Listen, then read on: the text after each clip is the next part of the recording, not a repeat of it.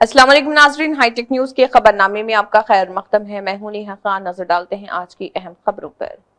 दिल्ली में general insurance employees all India association के banner तले एक प्रेस कॉन्फ्रेंस का इनेकाद किया गया, जिसमें मजदूरों के खिलाफ हुकूमत की गलत पॉलिसियों के खिलाफ एहतजाज दर्ज किया गया और उनके मुतालिबात को सामने रखा गया। इस प्रेस कॉन्फ्रेंस में तंजीम से वाबस्ता जिम्मेदार लोग मौजूद थे, जिसमें अनुराधा द्विवेदी, त्रिलोक सिंह, कैलाश जोशी, नीरज गौतम, सतीश कुमार जंदाल, दर्शन कुमार माधवा। देखिए, बताते हैं कि मीडिया से बात करते हुए सबने क्या कहा है। जो प्रेस मीडिया को बुलाया है, किस संदर्भ में बुलाया है, क्या आपकी डिमांड है, क्या योजना है? मित्रों, पहले तो मैं आप सबका अभिनंदन करता हूं, आपका यहां स्वागत करता हूं।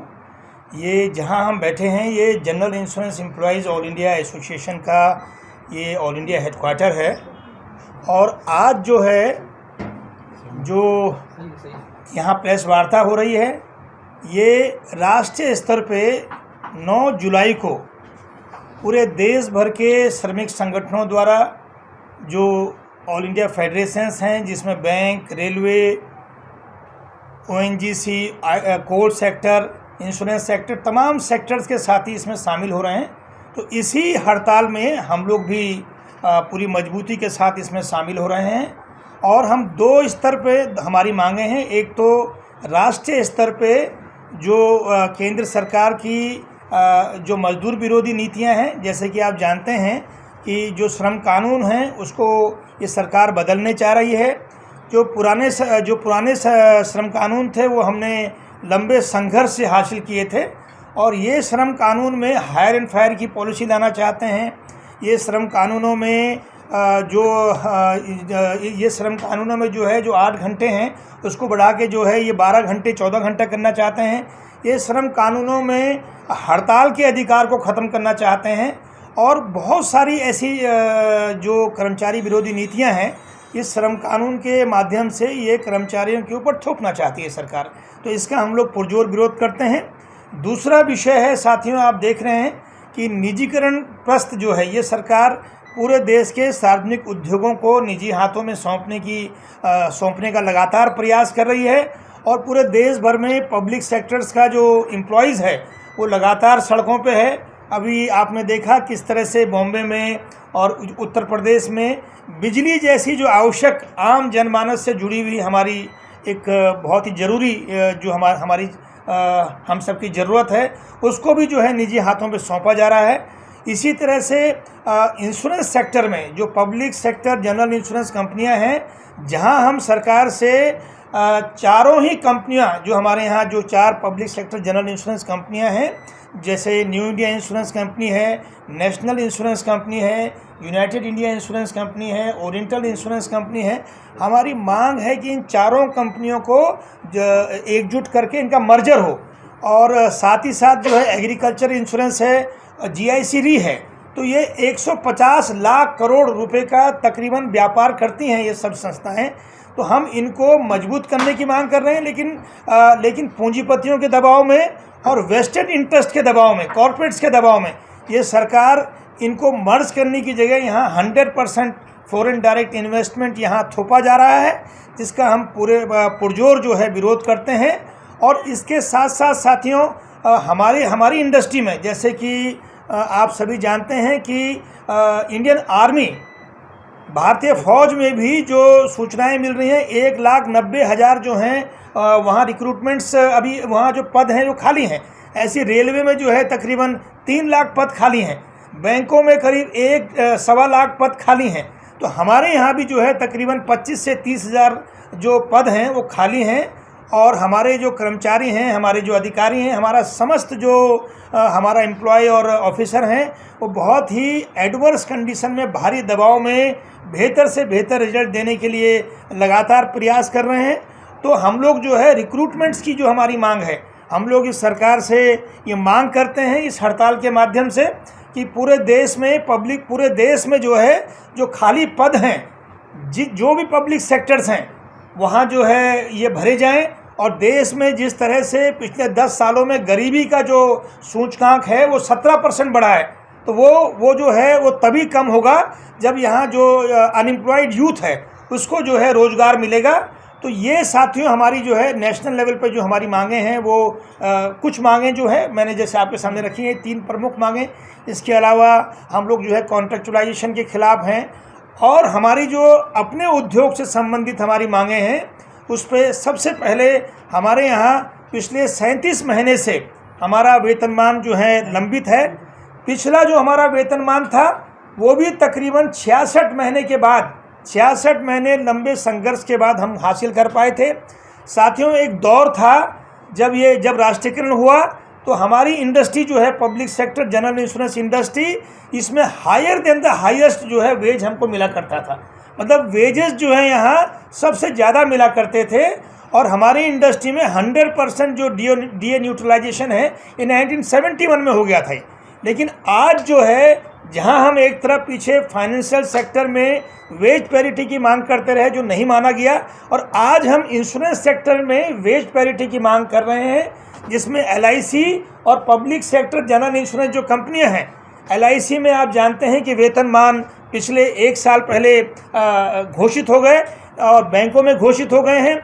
फाइनेंशियल सेक्टर में रूरल बैंक्स में भी ये वेतनमान घोषित हो गए हैं और फाइनेंशियल सेक्टर में एकमात्र संगठन जो जहां वेजेस जो हैं कंक्लूड नहीं हुए हैं वो public sector general insurance industry है। इसलिए आप सबके माध्यम से हम पूरे देश में ये बात पूरे देशवासियों के सामने रखना चाहते हैं और हम चाहते हैं सरकार से भी कि हमारी जो जायज़ मांगे हैं, क्योंकि हमने अभी इन चारों कंपनियों ने लगभग 803 करोड़ का जो है प्रॉफिट दिया है भारत सरकार को, और अगर GIC री और एग्रीकल्चर भी हम मिला लें तो ये करीब 1,500 करोड़ से ऊपर का हो जाएगा। तो इतना प्रॉफिट देने के बाद भी 1,500 करोड़ से भी ज़्यादा हो जाएगा। तो इतना प्रॉफिट देने के बाद भी सरकार बहुत ही उदासीन है।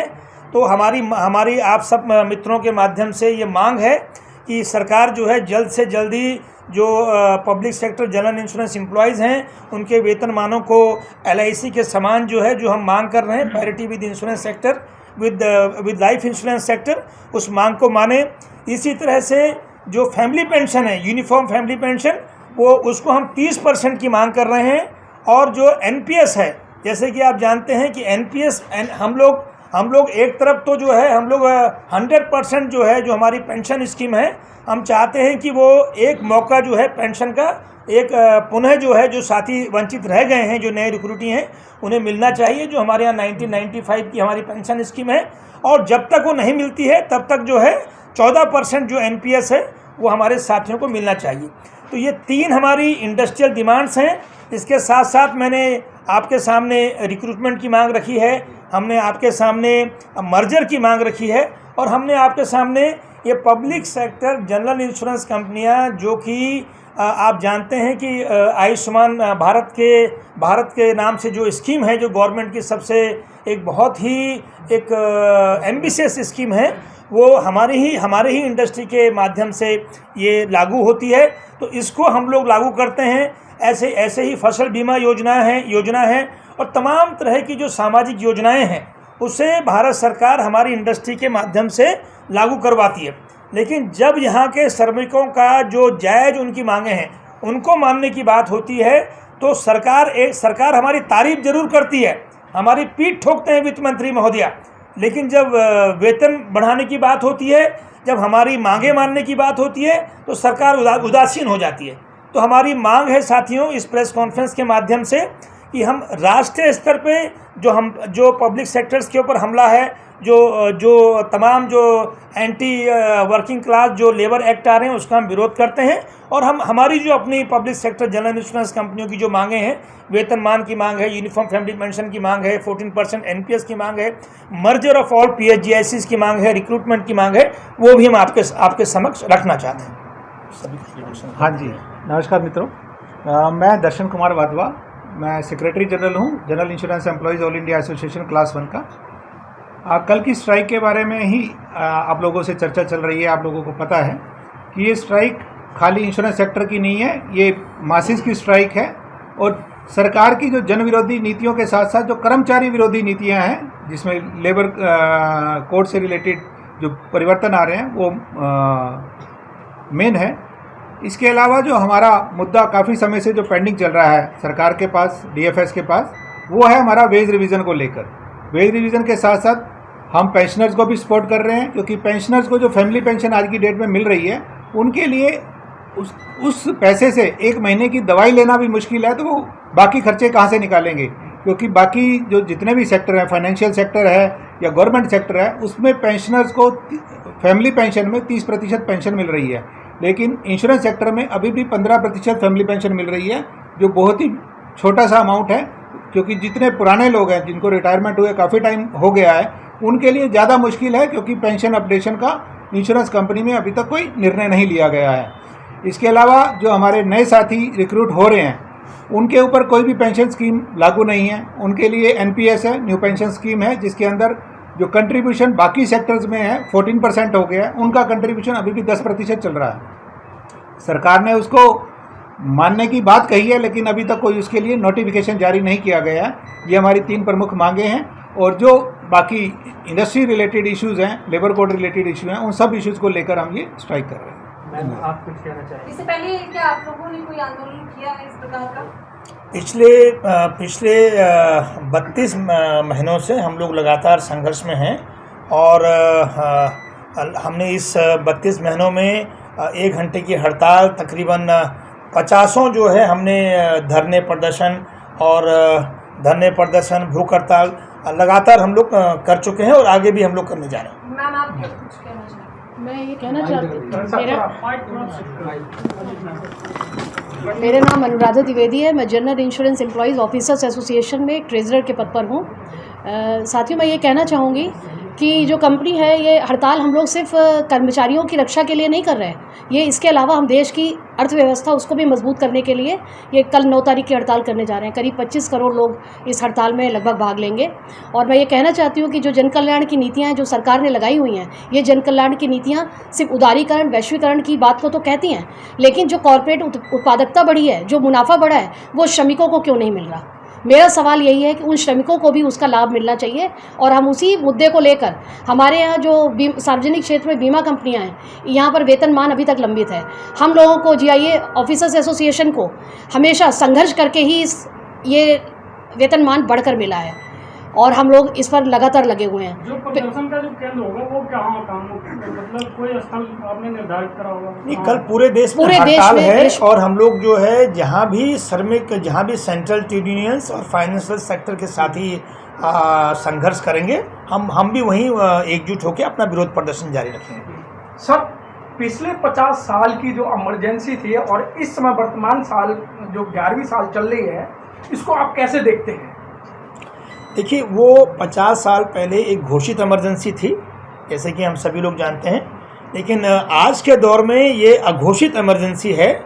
और सीधे तौर पे जहाँ जो देश का श्रमिक है, जो उत्पादन में सबसे बड़ी भूमिका अदा करता है, जिस देश में मजदूरों और किसानों को गुलामी के रास्ते पे धकेला जा रहा है, तो इससे बड़ा मैं समझता हूं कि इससे बड़ी इमरजेंसी और क्या हो सकती है। और जहां अगर आप अपनी आवाज़ उठाते हैं तो वहां आपको जो है पीछे धकेला जाता है। तो ये एक अघोषित इमरजेंसी है, और ये ज़्यादा खतरनाक है। सर, सरकार जो पूंजीपतियों को बढ़ावा दे रही है, जो लेबर क्लास के मजदूर हैं, उनसे 20-20 घंटे काम ले रही है।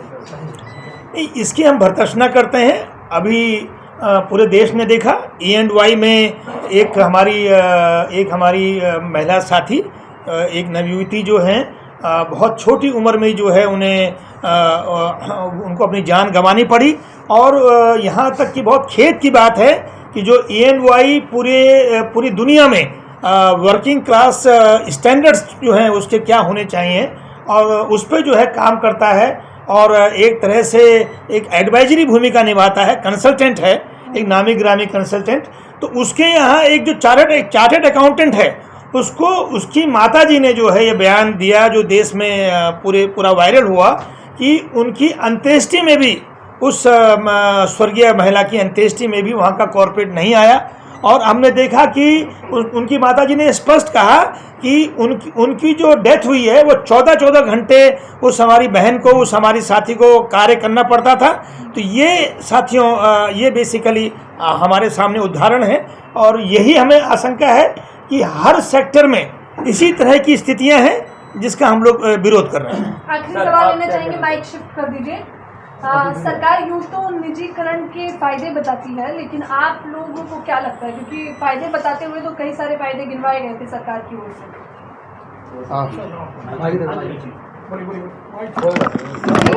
नमस्कार साथियों, मैडम ने एक प्रश्न किया कि सरकार निजीकरण के फायदे बताती है।